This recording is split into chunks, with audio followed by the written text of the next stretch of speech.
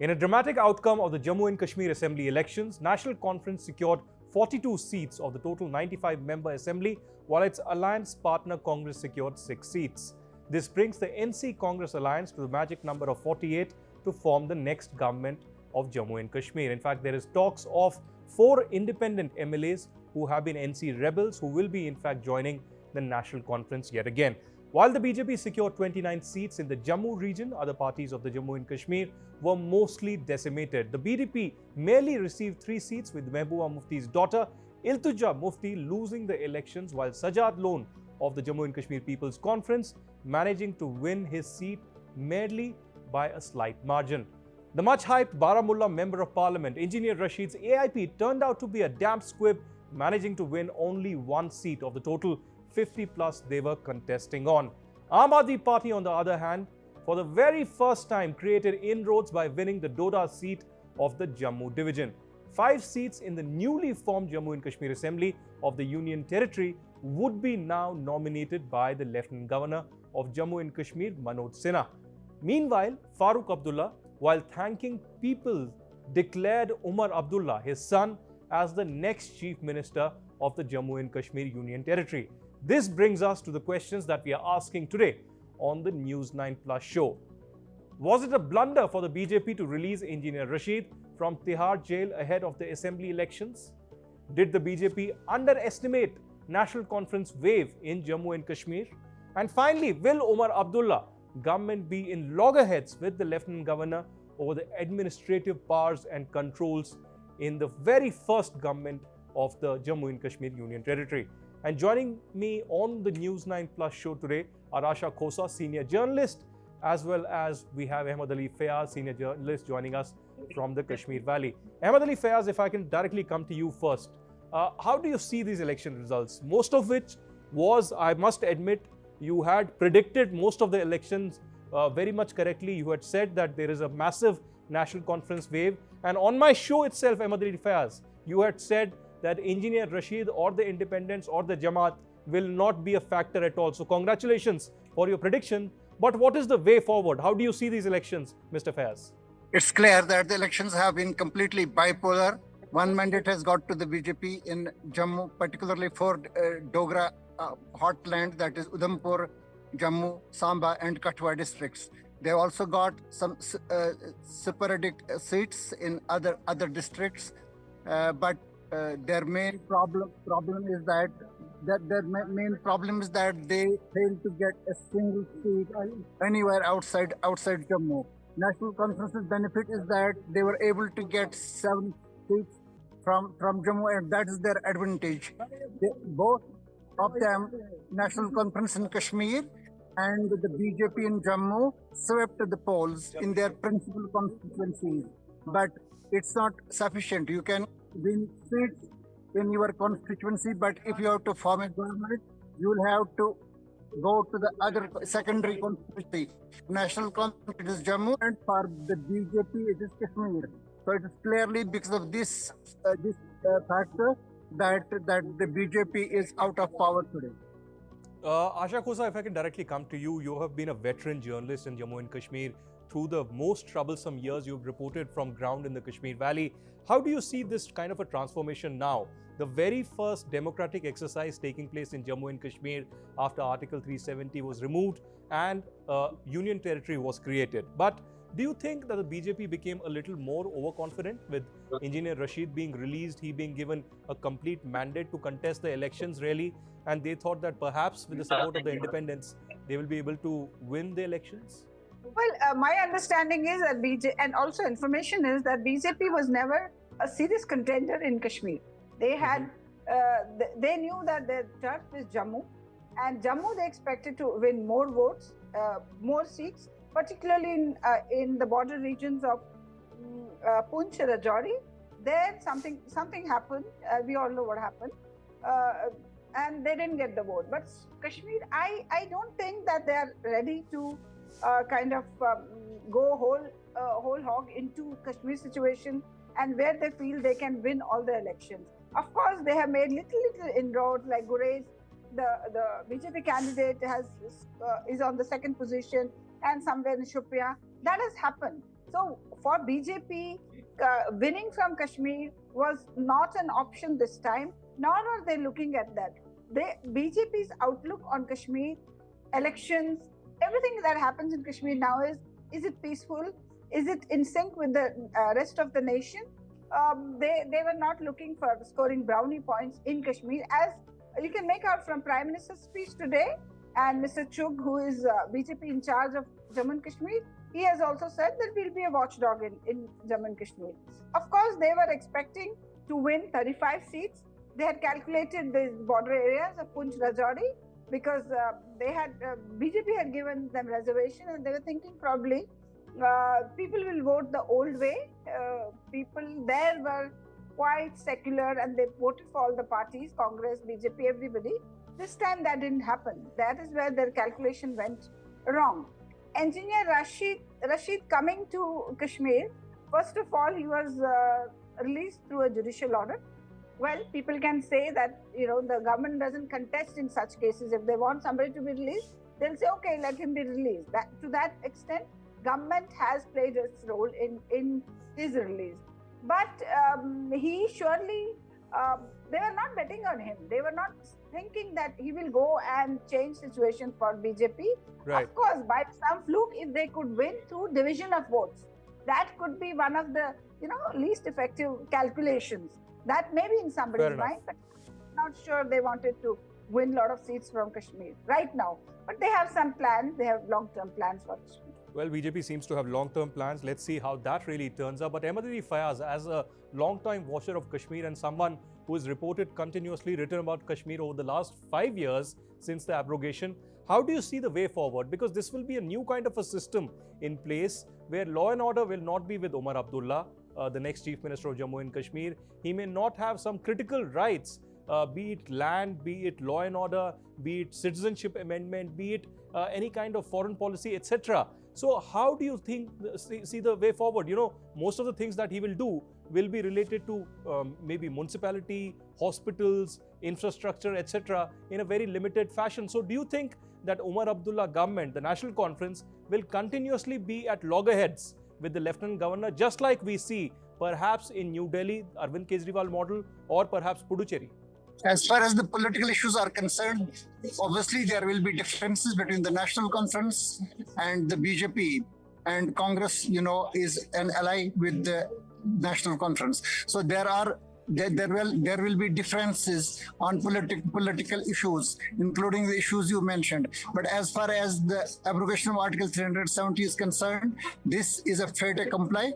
National Conference will have to realize it, and Congress is now silent about it. But as far as the restoration of statehood is concerned, this is a joint struggle of the National Conference and Congress, and also some other parties which have been routed in this election. So I think because of this massive victory for the National Conference and Congress, particularly in Kashmir Valley, and because of the fact that they have been able to win seats in Jammu, 7 seats in Jammu, and contrarily, Congress has also won 5 seats in Kashmir Valley. So this new combination will force the BJP leadership at the center and the government to some extent to concede to some demands which the National Conference has been making, including the restoration of the statehood, which is already their commitment on the floor of the House. Right. As far as the governance issues are concerned, I feel that I have apprehensions that there can be differences between the Chief Minister's office and the Governor's office here.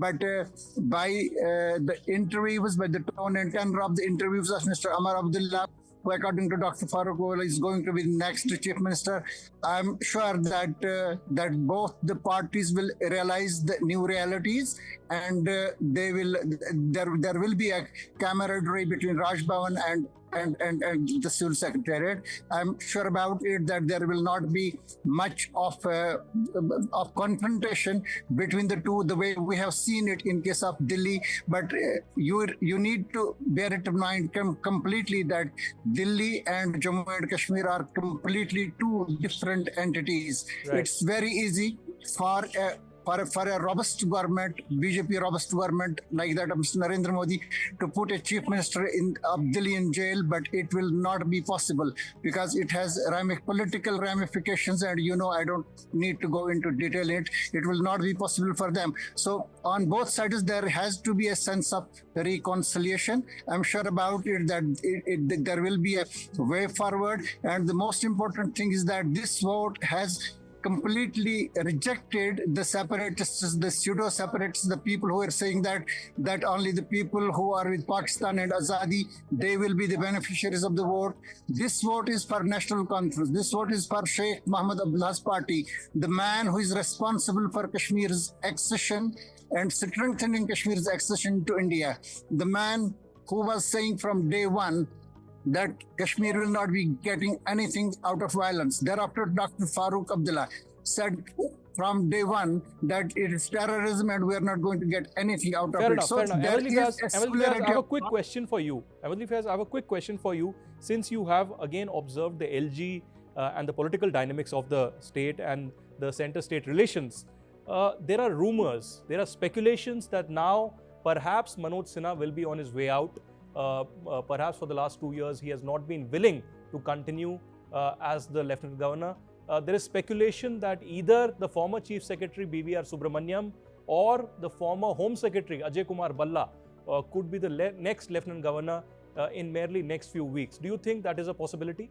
Statements from Raj Bhavan, which Ahmed Ali Fayyaz, we have lost you there. We are trying to reconnect your video, and I'll come to you. But let me go to Aasha Khosa first.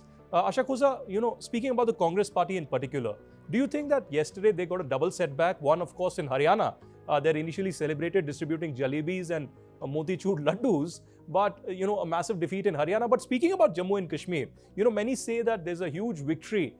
In fact, Congress is dubbing it not as NC plus, but as Congress plus victory. But they merely have 6 seats, one of the lowest in the state they've ever got. And one important analysis is that not on a single seat, a Hindu majority seat in Jammu, they have been victorious. Even Raman Malla, who was announced as a general of Rahul Gandhi in Jammu and Kashmir, has lost. And apart from that, no Hindu candidate from the Congress party has won. What does this say about Jammu's ambitions, Jammu's message to the Congress party? Well, Jammu's verdict is clear. It is for BJP. I mean, the bulk of people, bulk of constituencies have given mandate to BJP, and this is also for support of whatever has happened on August 5, 2019. That is very clear. Now, Congress was, I think, nowhere in the picture while they were campaigning also, except for a couple of, photo ops. Otherwise, they were nowhere to be seen. The high command, Rahul Gandhi's never came to Kashmir for campaigning. So it was, I think they had conceded defeat, or maybe they were very happy riding piggyback on the National Conference. While National Conference very intensely and, religiously, they kind of campaigned. Congress was nowhere to be seen. The verdict is very clear that Jammu is for BJP, and of course, National Conference has got Kashmir. So in a way, that is little worrisome also, or maybe that is the dynamics of that state, which everybody has to reconcile and work out. Aasha Khosa, I want to also ask you what I asked to Ahmed Ali Fayyaz.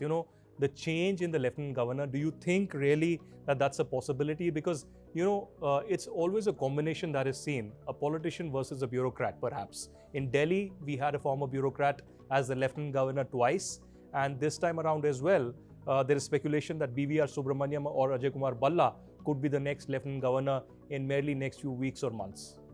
I think Mr. Manoj Sinha was very clear for the past couple of years. He wants to go back to Ghazipur and pursue his political career. This is an assignment well done, but any politician with grassroots support like Manoj Sinha has in Ghazipur, I think Ghazipur, he often goes there and holds public rallies. He addressed some rallies also there. So his heart is now in Ghazipur. He wants to go back into active politics. I'm sure there are a lot of people who can replace him, and he has done a good job. And for that, he'll be rewarded by sending him back to the where he wants to be. I'm sure there'll be a change in maybe as soon as possible. And names, you suggested a couple of names. I'm sure they're very competent people. There are even more people, but I personally have no information about who is being selected. But these are very good people who will be, and there are other people also, some army generals and all, their names are also being circulated. But Mr. Manoj Sinha will be thanked for doing a good job and sent to where he wants to be. I see. Danish Iqbal now joins us live from Jammu and Kashmir. He's a political analyst and former spokesperson of the Jammu and Kashmir National Conference. Danish, how do you see the election results? Some would say that this is not entirely surprising. There was indeed a NC wave. Perhaps the so-called boycott vote or the anger that the people had has been translated into National Conference victory. How would you see the road ahead mainly now? Would you see the National Conference leader Omar Abdullah in loggerheads with Manoj Sinha or whoever the next LG really would be? No, I mean, it's been not just surprising for all of us to see the landslide victory for the National Conference, but it has been a surprise for the National Conference themselves. They have, I think, they've repeatedly said since yesterday that we didn't expect to cross 40. We were all expecting that they would be around 28 to 32, but they've done slightly better than that. My worry, Aditya, is not that the Chief Minister would be at loggerheads with the Lieutenant Governor. My worry is slightly, it's much bigger than that, which is that how would the incoming government deal with the political divide that's now glaringly come in front of all of us. The mandate that I'm talking about, the mandate that Jammu has given to the BJP and Kashmir Valley has chosen National Conference, of course. Now that what the biggest dilemma is that the National Conference can't go with the BJP and the BJP might not go with the National Conference. So that would be, in my opinion, the biggest challenge for the government. Now the National Conference is saying that they will take a minister or two from Jammu, but as we all know, that would not suffice. So that would be the challenge. I would have suggested, this is probably unthinkable for the National Conference, but as a Democrat, I would say this. The National Conference should go with the BJP, and respect the mandate, as was done by the Mufti Sahib in 2014, to keep the state together. So that would be, in my opinion, the biggest challenge. The conflict with the governor, yes, there would be a conflict, but I think and I somehow feel that the Honorable Prime Minister would respect the mandate proposed by Kashmiris in the democratic process. And I think the working relationship between Srinagar and New Delhi is going to be smooth. Yes, police would not be returned to any government in Srinagar for now. Right. I don't at least see. But rest of the other, there are 22 departments, except police and administration. So they will have a lot of work to do in those departments, health, city infrastructure, liberal arts, education, school education, a lot of scope for the people, for the new government to do the work. But I don't know, I just somehow hope and I feel that the incoming government would enjoy the support of the central government, of course, except police and administration. Danish, if I can also follow up with a question on the PDP. PDP managed to win 3 seats, one with a considerably low margin. Iltija Mufti, came out with a bang. She continued to chant the slogan "Zoon Ho" all across the Kashmir Valley, which really became a meme. But was it too early for her to jump the wagon to the legacy of her grandfather and mother? Really, without any active role in politics for many years, she really hasn't had the chance to campaign or be among the people. What do you think happened with the PDP? Because they were speculating they will get at least 7 to 9 seats, while their fate got sealed at 3. Do you think people still associate PDP with RSS and BJP? I mean, Aditya, I frankly don't think that, I think, in my opinion, and I've said yesterday also, that PDP has performed better, and I'll explain you why. Mm-hmm. Nobody of us in Srinagar expected PDP to cross 2 or 3 seats. Somebody asked me a day before that how many seats the PDP get, and I said that they will only probably get the seat of Wahid Rahman Para. Honestly, Iltija is a bright young politician. There's absolutely no doubt. She's educated. She has a connect. She as I keep saying that she's a dynast, but she's a talented dynast. But you will need to understand that the candidate who has actually defeated Iltija is not by any means a small candidate. You know, his father, Sayyid Bashir Viri, has actually given very, very tough time to the Mufti Sahib.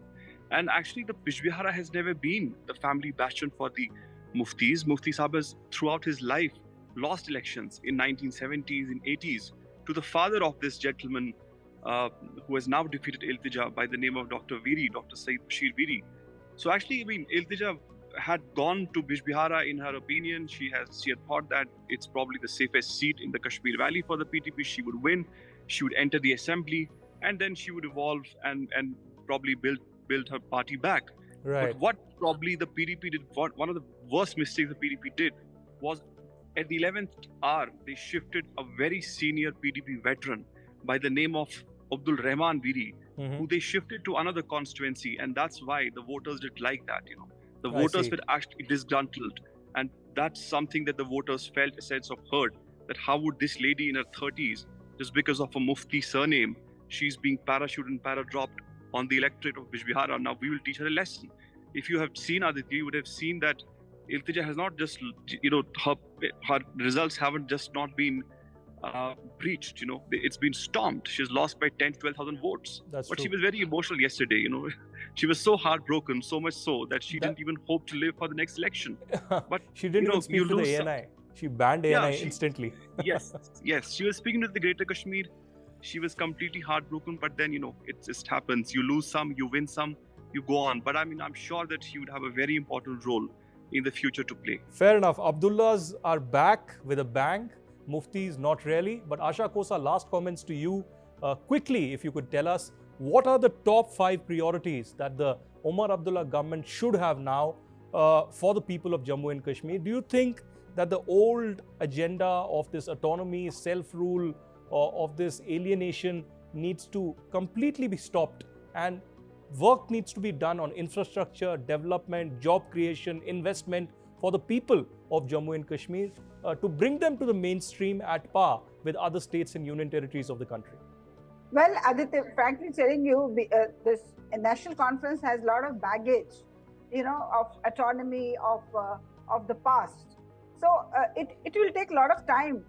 And also, if they have intention to shed it, the party has never been into serious kind of governance. We have never seen it doing the way, you know, say Chandrababu Naidu did in Andhra Pradesh, or Yogi is doing in UP, things like that. They don't have a history of doing well in governance. Their focus has always been on the emotive issues.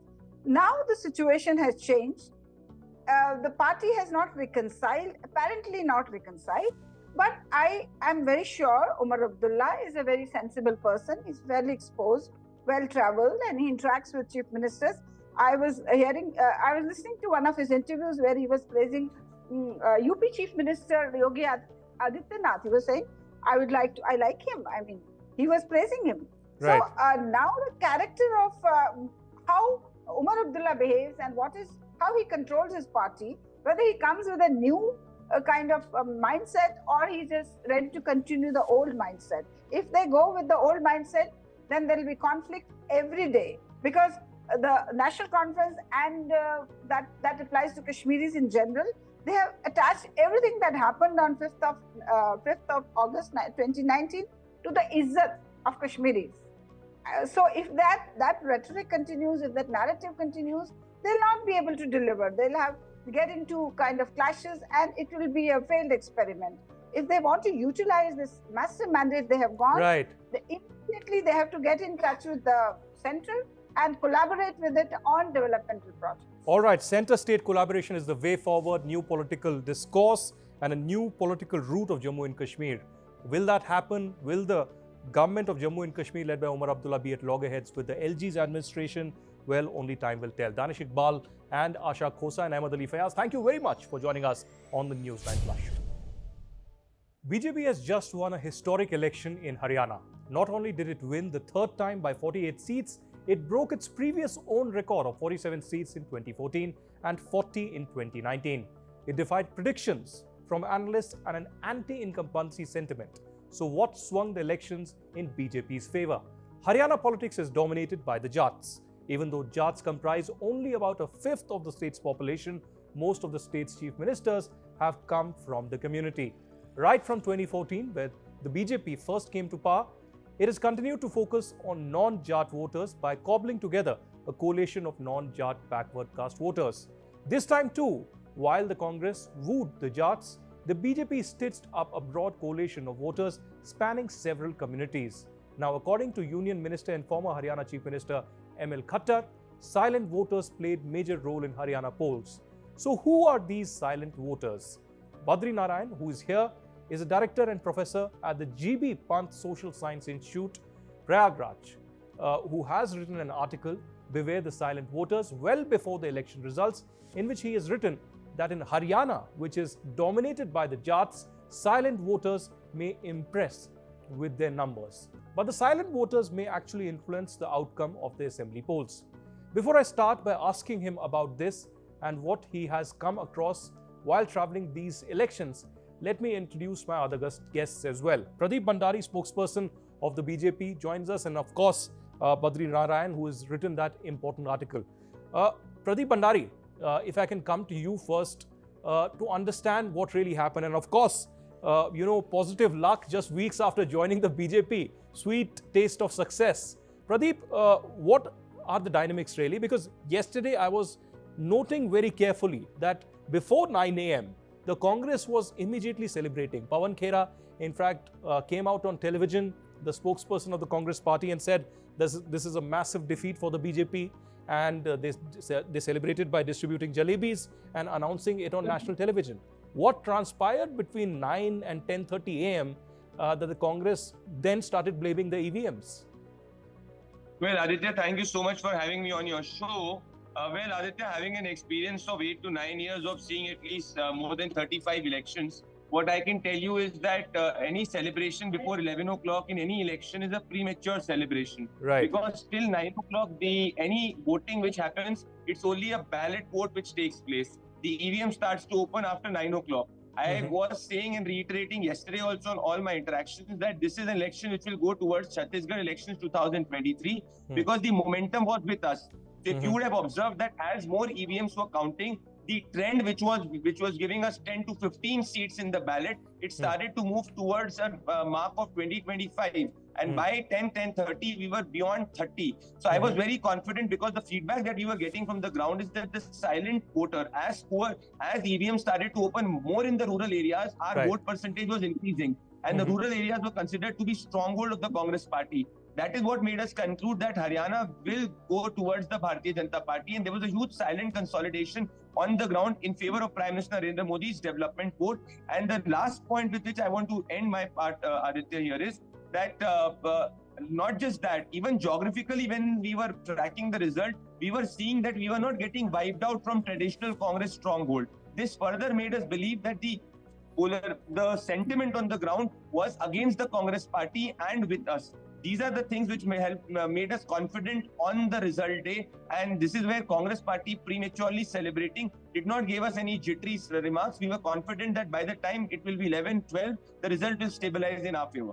All right, Pradeep, stay with us. I want to ask you also about the silent voter that you're talking about, but let me go to an expert, Badri Narayan, professor, who is joining us right now. Professor Narayan, I want to ask you, you wrote in your article, and I quote, Dalits are usually silent voters. They are silent because they do not want to antagonize the dominant sections, Jats and others, by showing their political choice. It's a survival strategy for the weak. Being silent does not always mean that a community lacks the capacity to speak. So have the Dalits spoken? Because, it's being told that these are silent voters. This is also the non-Jat consolidation that has silently happened in Haryana. What is your take on this? Aditya, when I was trying to observe the Haryana elections and from Panchkula to Sonipat, we observed very silent voters emerging as a category in Haryana. Category in a sense, this is a huge number. Right. They were either not speaking or giving doors to us or confusing to us because they were not clearly, they don't want to tell their choice because they see because the dominant voice were speaking a lot. Bolne wala, they were speaking a lot, so huge, loudly. So they just escaped from that loudness and silently at the grassroots level, non-Jat consolidations was going on, and it is going on among OBC and also Dalit. Usually Dalits don't speak, but they take very fragmented positions. And in these elections, what we observed that Dalit, because of this sub-classification, because of the 20% reservations Saini has done for some of this portion for the marginal communities, marginal among Dalits, there was a consolidation, silent consolidations against Jat dominance, because you know the dominant, when they speak a lot, assert a lot, it generate counter mobilization, and counter mobilization sometimes they speak, sometimes don't speak. Secondly, youths, those who are the beneficiaries, beneficiaries of various government policies, they were not eager to tell a lot. Okay, fine. They had already decided in their mind where they had to be, and that was very clearly they were in the favor of the BJP, but they were not saying loud. Right. And thirdly, the women, women also in a big number in society, in Haryana society, they were also very silent. And we observed even among youths, non-Jat youths, they were not very assertive for their positions. They were not fighting for who is going to win and who is going to lose. If you will say that BJP Congress is going to win, yes, fine. Oh, yes, a Congress will come. No problem. So like that, they were so in Haryana before the election, 15 days before the election, we were observing that a strong, solid, grassroots, silent mobilizations of non-Jat voters, Right. especially Dalits, I mean OBC and Dalits. And Dalit, there is a perception that Dalit goes in the favor of the Congress because of the Samvidhan issues and this and that. The way Congress has made a meta-narrative of the Samvidhan and Dalit rights, etc. Right. But at the grassroots level, what we observe, because of Sarjarism, maybe because of the beneficiaries, the Prime Minister Modi policies trickle down to them. And because of that, they had already decided, and also some classifications, the Balmiki, the Thanu, all 3-4 castes of Dalits, All right. especially, and also among the Jatos. Fair enough. Fragmentations. Fair enough. That's an important analysis by Professor Badri Narayan. Let me go across to Advocate Nikhil Jain at this stage. Nikhil, what happened yesterday? Because I was observing very carefully, as I asked my friend Pradeep also. Was it premature celebration by the Congress party before 9 a.m. when the postal ballots were actually being counted yesterday? And what is this hypocrisy, this double standards, when you actually celebrate when the numbers are showing that you are victorious, but immediately when you face a massive defeat, you start blaming the system, you start blaming the EVMs, you say that perhaps there is some kind of rigging that has taken place?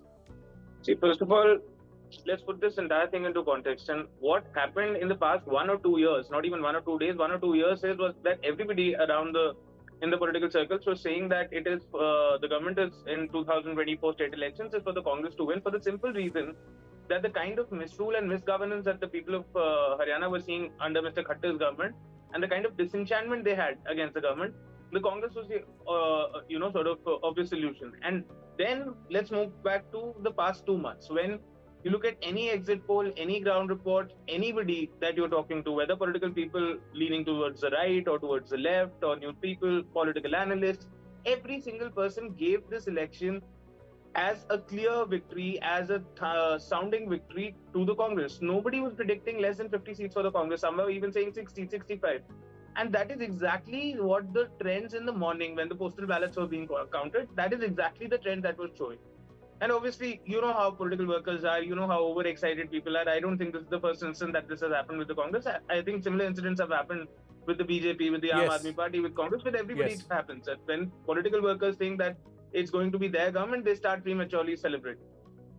But what happened was that in a span of 1 or 2 hours, the results completely changed. I remember in the early hours of the morning, there were channels reporting that the Congress is leading on 60 seats, on 65 seats. Because and then that all was of a sudden postal by ballot. 11. That was postal ballot, and then the EVMs were opened. And just like you said, Nikhil, exactly same happened in Lok Sabha elections when the exit polls and everybody else predicted a massive victory for BJP in Uttar Pradesh, including Ayodhya. And the exact opposite happened when the results came out.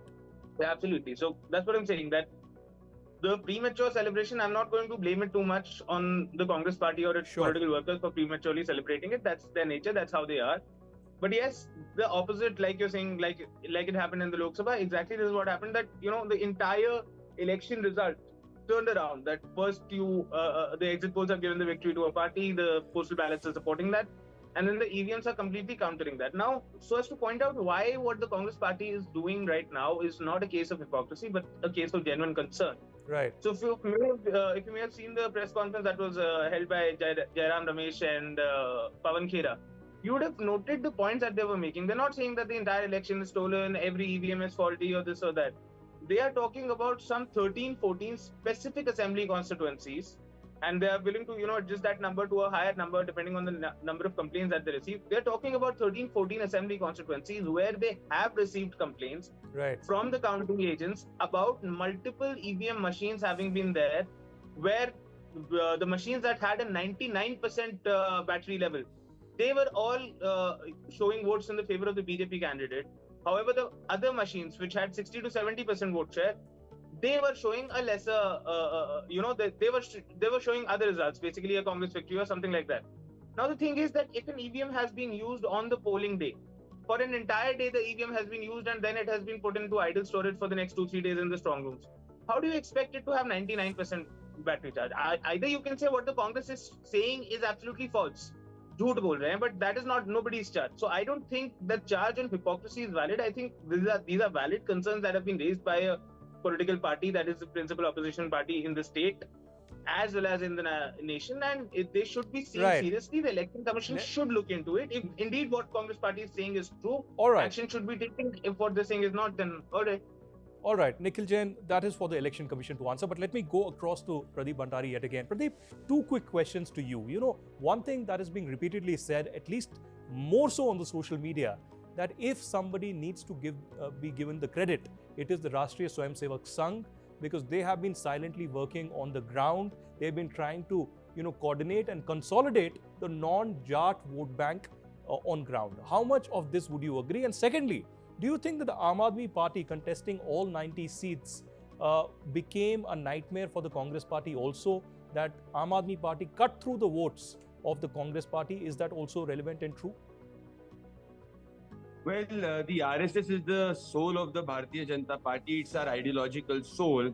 And I absolutely agree with the fact that it's just not about politics, but all of us at the end of the day believe and are child of our ideological patron, which is the RSS. That is point number one. So yes, any amount of effort, what I have also been hearing in the media, reading in the media, 16,000 plus beartricks were held. So all of it is what I'm gathering from the media. But our relationship with the RSS is the relationship of the body with the soul. That is point number one. Right. Point number two, on the Aam Aadmi Party part, I believe Aam Aadmi Party is a non-entity, because even in the birthplace of Mr. Arvind Kejriwal, the Aam Aadmi Party could not even come second.